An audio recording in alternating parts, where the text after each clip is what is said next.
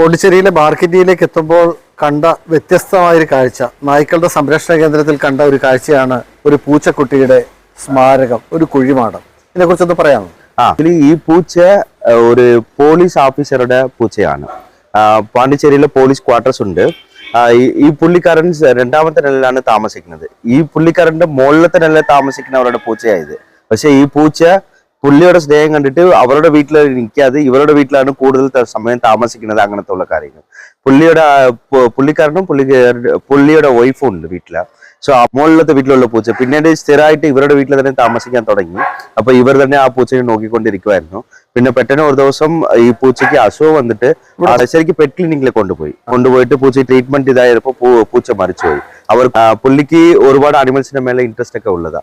അപ്പൊ പുള്ളി നമ്മുടെ അടുത്ത് സ്ഥലം ചോദിച്ചു, ഇങ്ങനെ ഒരു കാര്യം ചെയ്തോട്ടെ എന്ന് പറഞ്ഞിട്ട്. പൂച്ചയുടെ സ്മാരകം ബാർക്കിറ്റിയുടെ കോമ്പൗണ്ടില്.